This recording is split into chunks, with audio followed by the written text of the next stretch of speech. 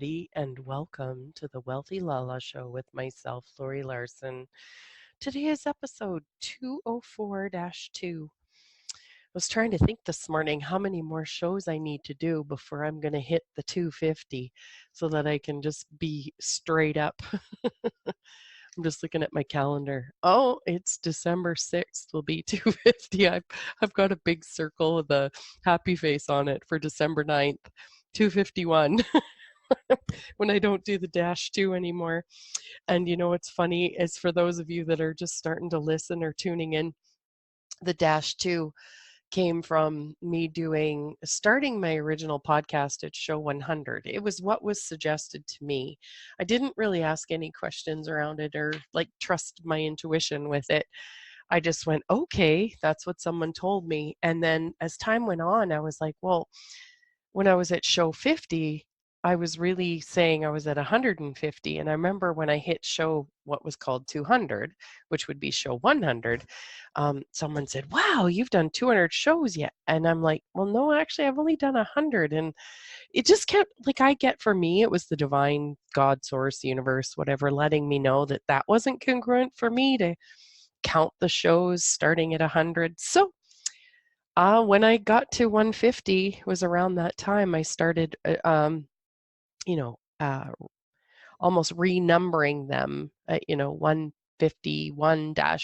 and then 152-2 kind of thing, and allowing myself to sort of catch up. So whatever, it's what works for me. It's what felt right. So, well, and that's actually what I wanted to kind of talk about today is becoming an observer of yourself, becoming an observer of your life, or being aware that you can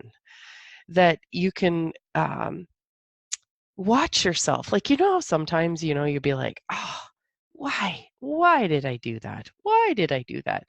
And you observed yourself choosing something. So, maybe you were being Mr. or Miss Cranky Pants, or maybe um, you watched yourself spill something that you're like, oh man, I knew I shouldn't have done that.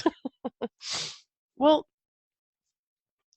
when you become an observer or become aware that you can be an observer of yourself, an observer of your life, it actually is a point of freedom. And that's my words for it. I really get it's like a point of freedom.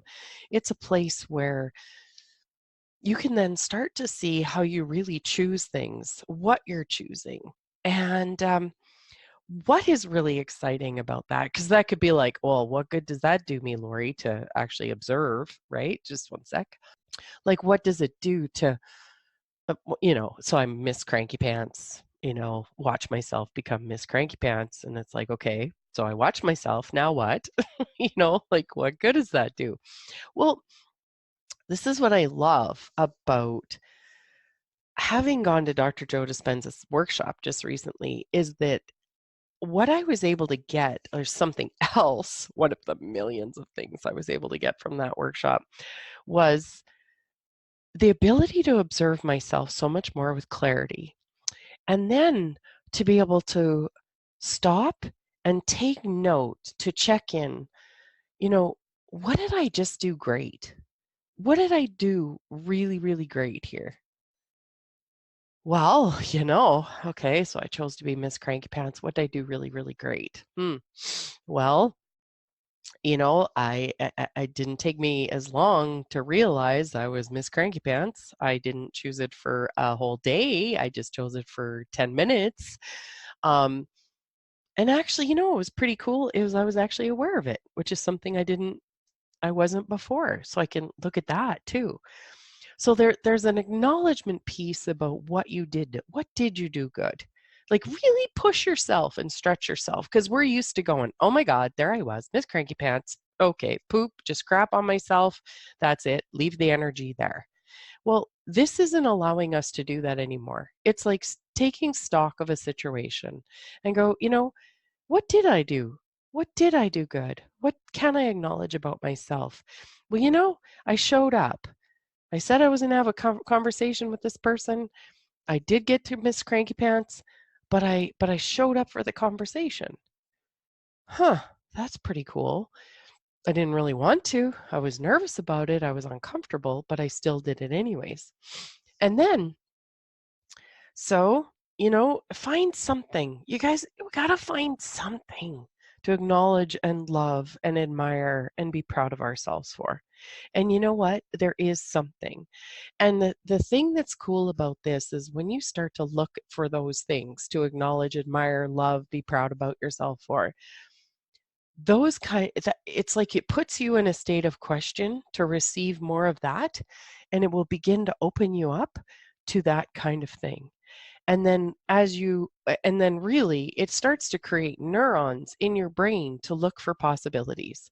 Look for, possibilities of acknowledgement, looking for possibilities to be proud of yourself, looking for possibilities um, to like love yourself through all of what you're choosing through life. Okay. And then you're going to jump over the part where you were Miss Cranky Pants or Mr. Cranky Pants, and you're going to go, okay, so if I had a chance to do this again, oh, if I had a chance to do this again, what would I choose? What would I do different? Oh, if I could make it just a little better, what would I do? Be like, okay, well, what would I do? Well, I remember Dr. Joe talking about getting into my heart and feeling love, expanding into my heart, and then taking that awareness out into the field of possibilities. He said that would work. Okay, I'm going to do that. I'm going to tap into the energy of my heart, expand into the possibilities, knowing that the divine is meeting me there. Okay, I'm going to do that.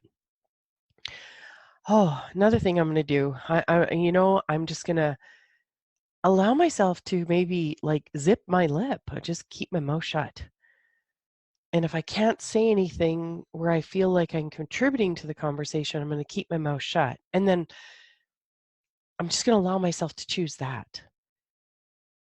Yeah, I'll do that. And you know what? I'm going to be even more of an observer of myself. I'm going to stand back and I'm going to really, really observe myself. I'm going to observe, like, how do I feel in my body? What is really, really going on?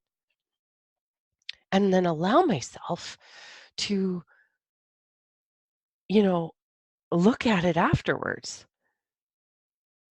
And then acknowledge myself for what I then chose again. Oh my God, this is so exciting. The possibilities are endless. Do you guys see how it's already, it creates more acknowledgement, acknowledgement creates more acknowledgement, and then acknowledgement creates more acknowledgement? So, you know, it was really interesting. I had a couple of conversations yesterday with two different people, and I was looking at something that I was choosing myself. And, with these conversations, it was making me look at a situation with a relationship in my own life. And really, really looking at it. And I was like, it's like reacting. I was reacting to this person.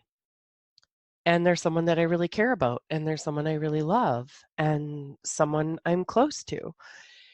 And being the observer, I was able to stop and go, whoa, I'm actually reacting. Well, what would I have to believe then if I'm actually reacting here? Do you realize that I don't have a sense of judgment about myself with this? I'm actually in a space of question. And I'm just like curious. I'm being playful about this. I'm having fun with it. I'm like, okay, what would I have to believe about myself or believe if I'm reacting here? And it was like, oh, well, I'd have to believe that that person should never ever talk to me that way. That person should never treat me that way. Or that person should never have that kind of a mood or be off or be uncomfortable.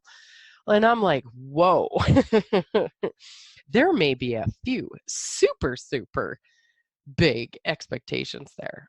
Like, do you get that? Like, can you see where if you're with someone and you're looking at this situation you're in my head and you're like, no one around me should ever have a bad day. They should never say anything off. They should never say something, inappropriate, or they should never be in a bad mood. okay, hello. Do I recognize this expectation? Because would I allow myself to have that one? Like, could you imagine if someone had that of me or had that of yourself? Like, would you be able to sit there and have the absolute perfect response? Absolutely. Every single solitary time. Like, would that be possible? So then, further, as I'm looking at that, what would I believe about myself then? That I'm expecting other people to basically be perfect and feather my nest. I'm like, well, for me, I would actually have to believe that I can't handle things.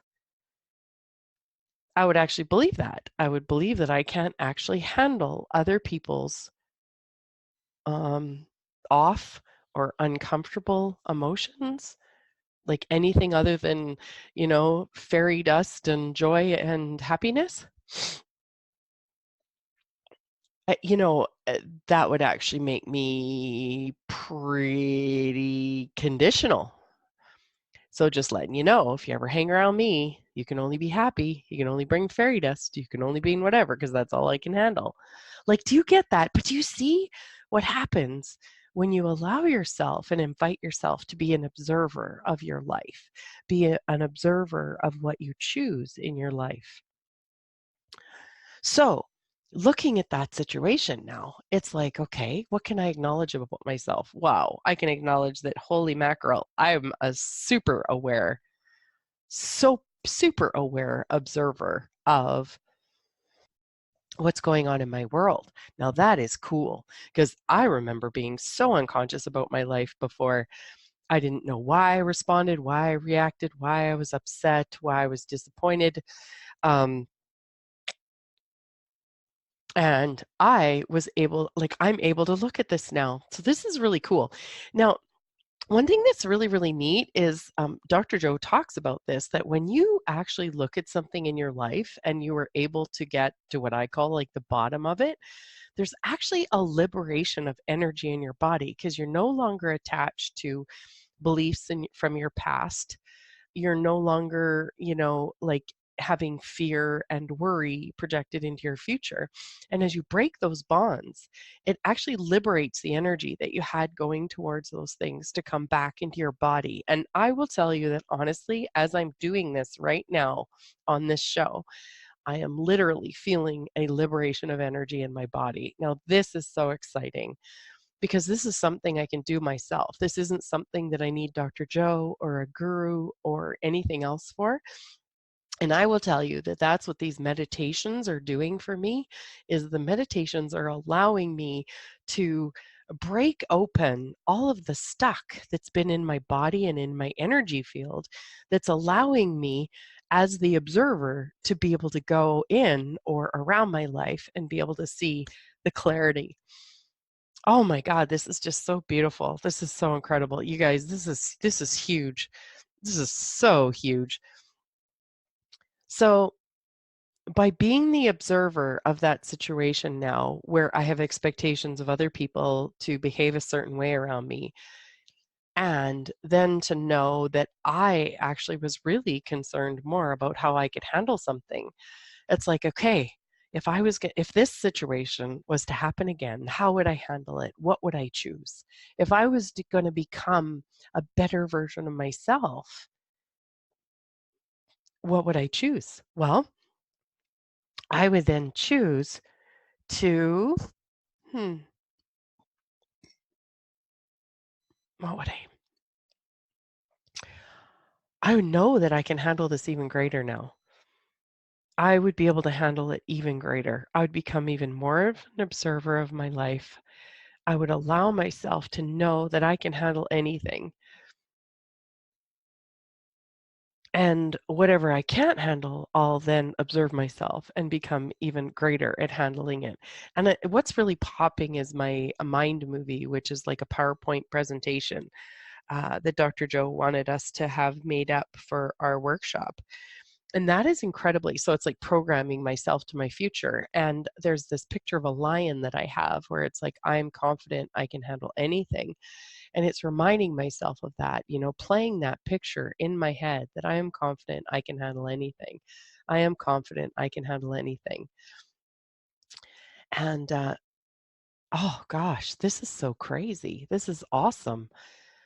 I've literally empowered myself while doing this show. Now, I hope you guys can maybe even take this show and re-listen to it and play with this with yourself. Take a situation in your life where you don't feel cool about how you handled something and allow yourself to take the time to do it by yourself, where you look at what you did choose great.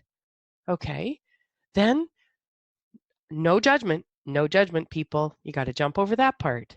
And then you got to look at if you had a chance to choose it again, what could you choose? If you really stretched yourself to become a greater version of yourself, because you can, because it's there, because it's a possibility, what would you choose?